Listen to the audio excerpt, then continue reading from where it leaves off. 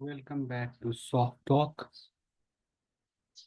I'll be presenting the second part of a conversation that I had recently with Kesar Bahadur Bhandari, a defense security analyst and a retired brigadier general of the Nepali army.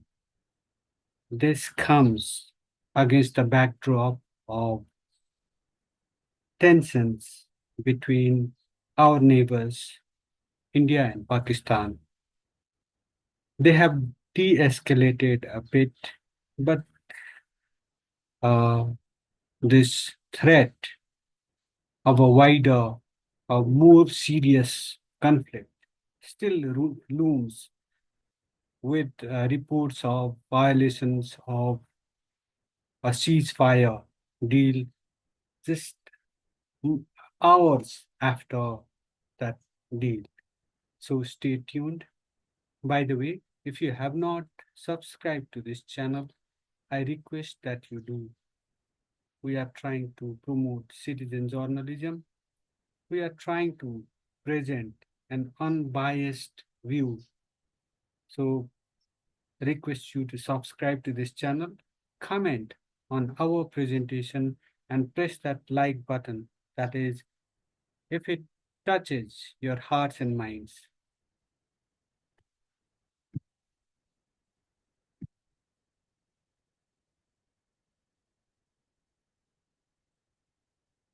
The trust deficit.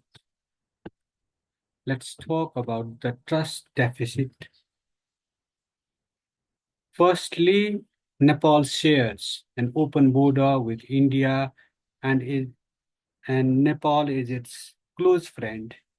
It's unclear, though, as to why India gives troubles to Nepal.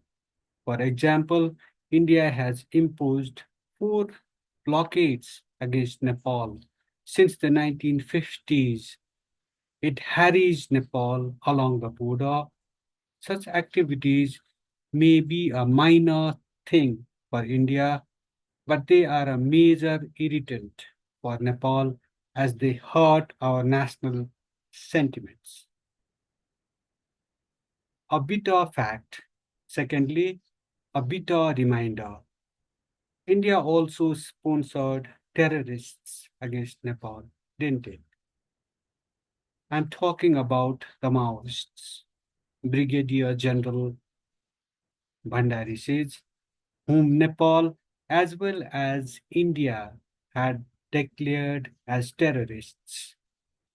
India fed and sheltered the terrorists who killed thousands of people in Nepal during the decade long war, that is, despite declaring them as terrorists. India should look back at its misdeeds also. For decades, India has been effecting system changes and not just government changes in Nepal. Even with Nepal, its ties are not that great, leave alone other South Asian countries. If India can bring Nepal into confidence, many other nations will come to India's support for the latter's causes. That is what Bhandari reasons. India is our indispensable neighbor. Nepal-India relations will improve tremendously if India sheds its big brotherly attitude and adopts a softer approach. This will be quite helpful for India as Nepal can lobby for India in different fora.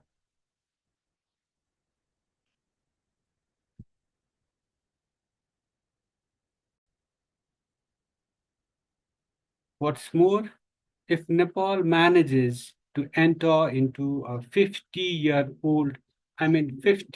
treaty of peace and friendship with India and China, Global political dimension will undergo a massive change. That is what Brigadier General Bhandari feels. Nepal should definitely think about and strive for this epoch. A great game in global politics, economics, and diplomacy. Powerful states, powerful nations obviously dictate the terms and conditions. Today, the United States is the superpower. China is likely to helm the coveted position, while India is not lagging much behind in terms of economic clout and military might either. If these two great powers come together, says Bandari, no power will be able to confine them and curb their rise. With economic and military prowess, their influence will spread. My understanding is that the Asian century will come sooner if India and China come closer, while the arrival may take a bit longer, even if Japan and other Asian powers come together. Open border concerns.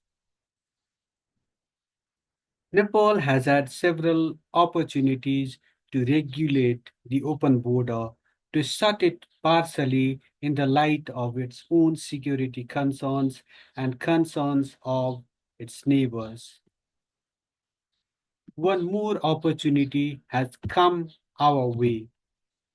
Remember, we are talking in the context of Indo-Pak war, another Indo-Pak war and heightened security concerns of India in Nepal and Nepal's own security concerns vis-a-vis the open border.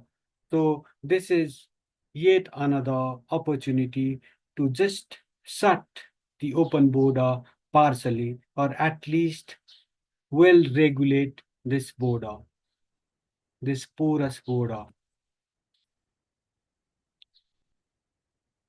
With people of similar forms and features entering and exiting through the open border, it is difficult for Nepal to establish their identities and their motives.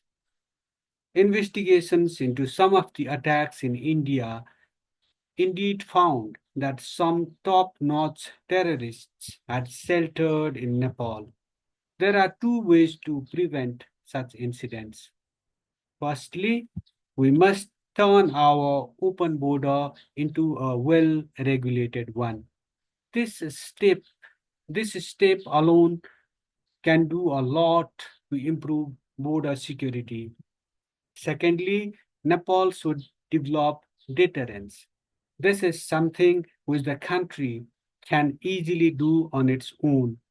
Nepal should be able to assure southern and northern neighbors that it is capable of preventing activities inimical to their interests from taking place within its boundaries.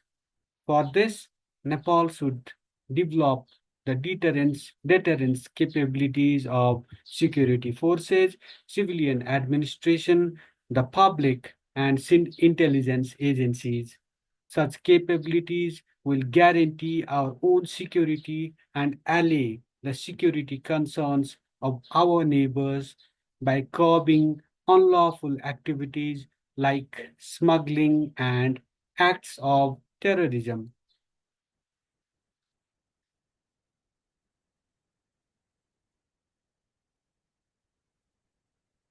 We should be thinking along these lines, which we hardly do. Leave aside big talk.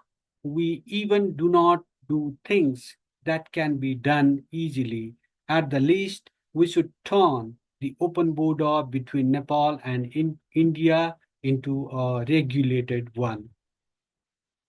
Then again, tripartite peace and friendship treaty. Smaller nations do not necessarily have to be weaker. Look at Israel, a power to reckon with in the Mid East. Smaller and bigger are relative terms. Capabilities are what matter. No matter what, living with neighbors with amity is our only option. In the event of aggression, we cannot repel it. Diplomacy comes next. Where did our diplomatic acumen, our diplomatic skills go? Rather than emerging stronger by more by developing our diplomatic skills further, we are becoming more and more vulnerable. If we encounter certain difficulties in our coexistence with our big neighbors, why don't we articulate them? Why can't we acquire the capabilities to do so? Nuclear threat is not that relevant to us. All we have to worry about is the spillover effect of the possible use of nukes in the neighborhood. Even in the event of use of tactical nukes in the neighborhood, we will suffer. Hence, the need to raise awareness and develop capabilities to shield populations from that effect. That's all. King Birendra's zone of peace proposal was meant to protect Nepal from existential threats. Nepal should strive to sign a 50-year treaty of peace and friendship with the two neighbors in view of threats to its existence. The worst case scenario. If worst comes to worst, what do we do? Our national army is not an ornamental institution. It has a certain strategy for national defense.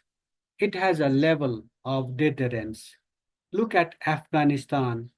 Over the centuries, it has driven away superpowers of different eras, especially in the rugged terrains of the hills in Nepal. Fighting won't be easy for any foreign force. In the face of a serious existential threat, the National Army will opt for mass mobilization for an indefinite war. In such a case, Nepal should go for an indefinite war till it regains national independence. That is our strategy. That should be our strategy. A very serious threat. Our existence is getting compromised every day, and there are fears that the whole of it may be compromised one day. All dimensions of invasion, political, economic, cultural, etc., have been going on. Those at the helm of affairs in the country should have been aware of this threat before long.